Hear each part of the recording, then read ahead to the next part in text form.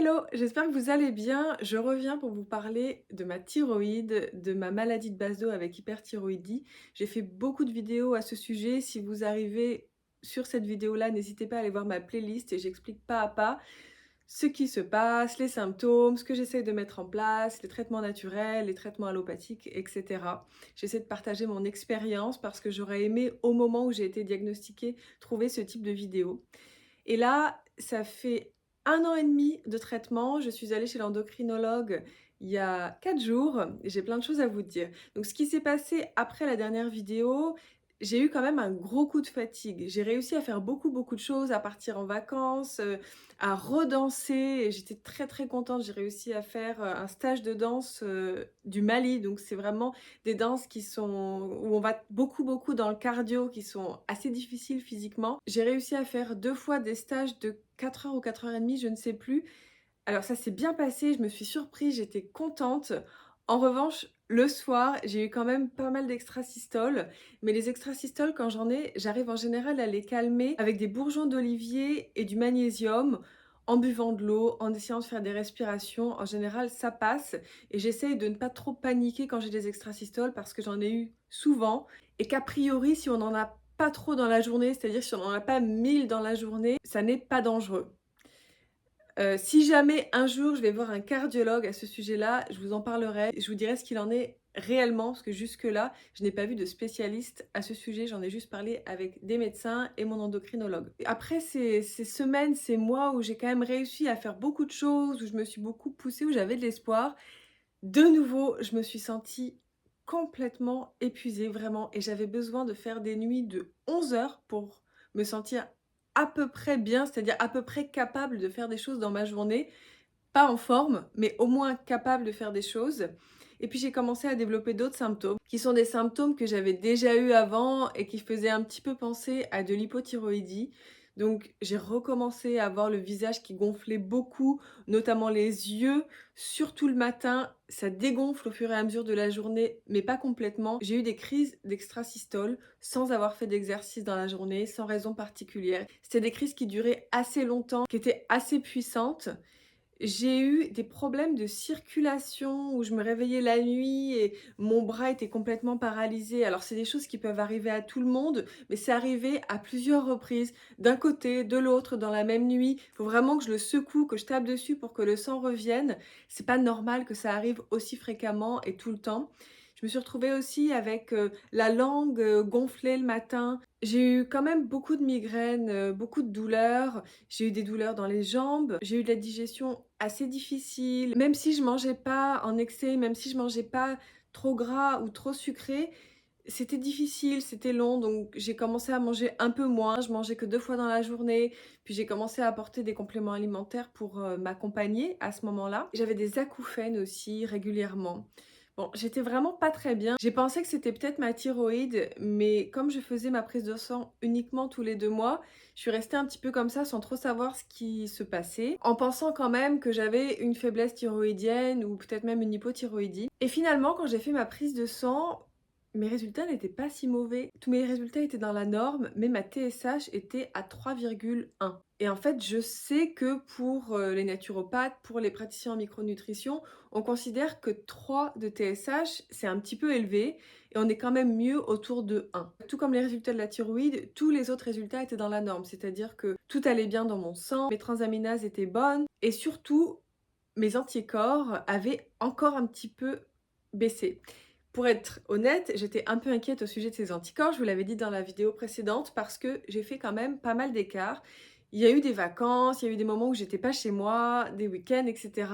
Et j'en avais vraiment marre, ça je vous l'avais déjà expliqué, parce que je pensais vraiment que j'allais arrêter mon traitement au bout d'un an. J'attendais ce moment avec grande impatience. Et finalement, après 1 an de traitement, comme ma thyroïde était toujours trop grosse, trop vascularisée, j'ai dû continuer pour 6 mois. Et donc comme j'en avais marre, c'est vrai que j'ai beaucoup moins respecté ce que j'avais mis en place. Mais certaines d'entre vous m'ont dit dans les commentaires, faut vraiment que tu reprennes ton régime, c'est super important. Et je vous remercie parce que moi dans mon entourage, il n'y a personne qui suit ce type de régime.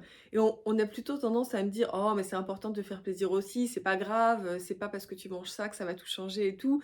Ou t'en as pas marre puisque ça marche pas vraiment. Ce que je comprends aussi. Mais c'est vrai que le fait que vous m'ayez dit ça, ça m'a quand même redonner un petit coup de boost et puis surtout, le moment de la prise de sang arrivait et j'avais vraiment, vraiment pas envie de me retrouver encore dans cette situation. Il faut que je continue à prendre mes traitements pendant 6 mois complémentaires, en sachant que au bout de 2 ans, il faut faire autre chose en fait, c'est ça le problème. Donc je me suis remise sérieusement, j'étais beaucoup plus chez moi, j'étais beaucoup plus sérieuse et puis j'ai recommencé à prendre du reishi également. Le reishi, je vais continuer à en prendre. Je vais en prendre 1 mois tous les 2 mois. Ça, c'est ce qui était recommandé par ma naturopathe. D'abord une cure de 6 mois et ensuite 1 mois tous les 2 mois. Des petits rappels. Donc j'ai eu mon rendez-vous avec mon endocrinologue avec quand même pas mal d'espoir qu'on arrête ce traitement. Et effectivement, on arrête le traitement. Donc elle m'a dit, on essaie d'arrêter le traitement, c'est-à-dire que je vais être contrôlée assez régulièrement. Je vais devoir faire une première prise de sang au bout d'1 mois, ensuite au bout de 3 mois, ensuite 6 mois et ensuite 1 an. Elle m'a dit qu'après 1 an, on pouvait quand même être plus relax et arrêter le suivi avec elle. Elle me dit ensuite, c'est le médecin traitant qui prend le relais pour faire contrôler la TSH de temps en temps. Bon, donc là, je suis trop, trop, trop contente parce que j'attendais ça avec impatience.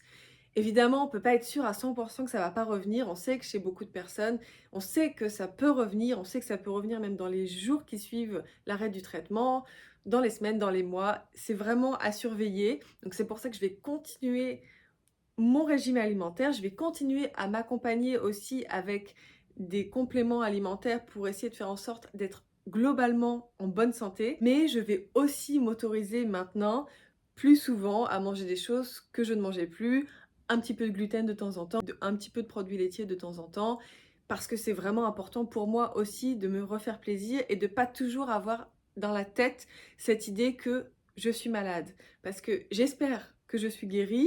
Ça, c'est le temps qui nous le dira et j'espère que surtout je serai guérie de manière durable.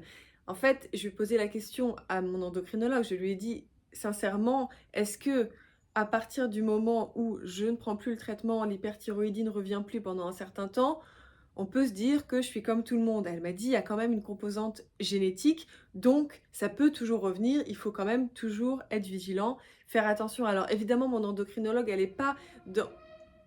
Évidemment, mon endocrinologue n'est pas dans une démarche de traitement naturel ou de complémentarité entre les traitements naturels et les traitements allopathiques. Elle n'est que dans le traitement allopathique.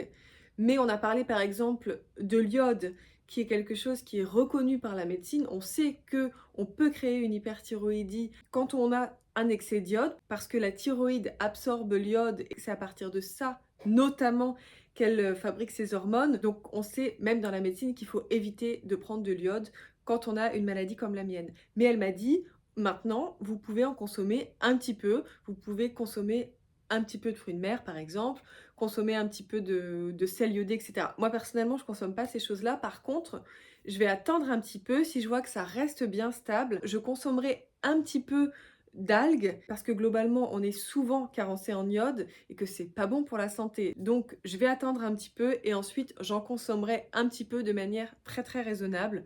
On dit également, je ne sais pas si ça c'est reconnu ou pas par les médecins, mais on dit également que ça peut augmenter les anticorps, l'iode, donc il faut faire quand même attention avec ça.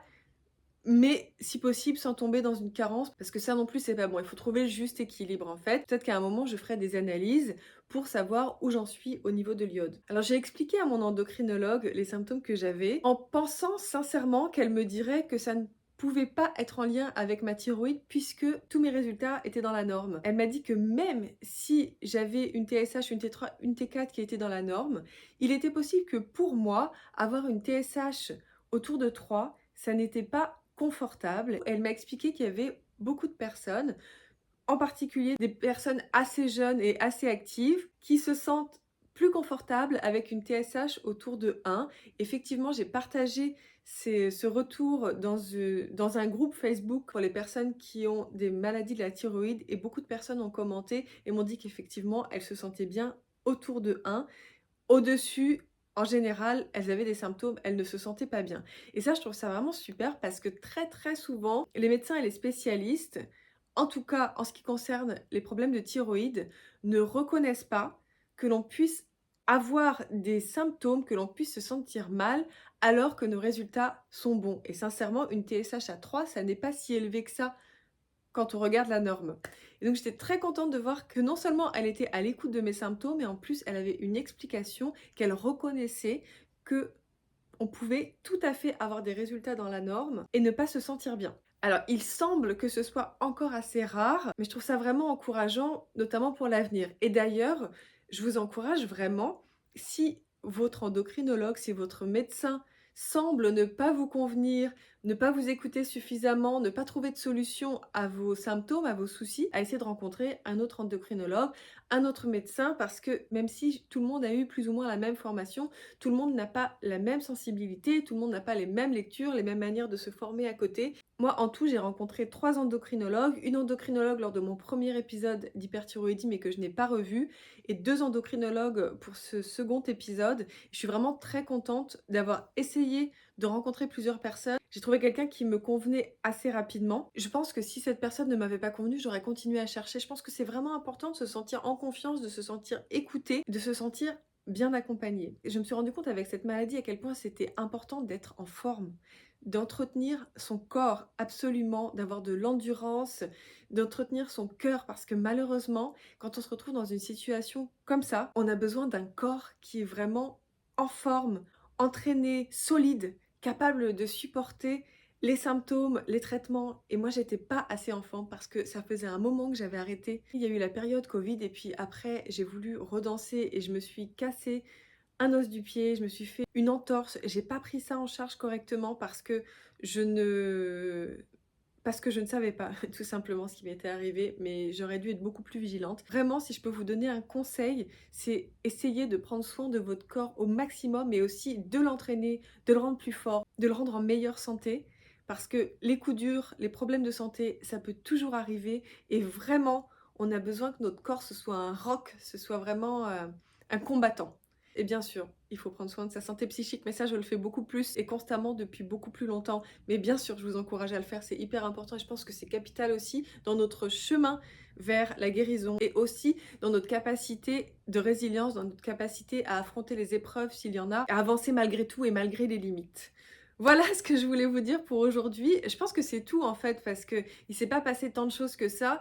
Là, c'est très très récent l'arrêt du traitement, mais ça me fait trop trop trop trop plaisir. Je pense que j'aurais pu répéter trop à l'infini. Vous pouvez pas imaginer à quel point je me sens délivrée. Je reste vigilante, évidemment. J'espère que vous, ça va, si vous êtes aussi dans le même cas que moi, si vous avez cette maladie. N'hésitez pas à écrire des commentaires, à partager vos expériences. Je sais que les commentaires sont lus. Il y a des personnes qui se répondent entre elles, qui se conseillent. C'est très intéressant. Moi aussi, je vous lis. Et ça m'intéresse toujours. Et je suis toujours contente quand il y a des personnes qui ont déjà commenté et qui reviennent donner de leurs nouvelles, me dire où elles en sont, etc. En plus, très souvent, les nouvelles sont bonnes. On continue comme ça, on continue de se soutenir. Je vous referai probablement des vidéos pour vous dire ce qui s'est passé, pour vous parler de l'évolution de tout cela. J'espère que les nouvelles seront bonnes pour moi aussi. N'hésitez pas, bien sûr, à liker la vidéo, à la partager si vous pensez qu'elle peut aider des personnes, à la commenter, bien sûr. Vous savez que c'est comme ça que ça marche. Vous savez que c'est comme ça que les personnes voient ma vidéo, découvrent et peuvent être à leur tour aidées par mon expérience et par les expériences des autres dans les commentaires. Je vous souhaite une bonne soirée ou une bonne journée. Je vous remercie beaucoup de suivre mes vidéos et d'être là. À très bientôt. Prenez soin de vous.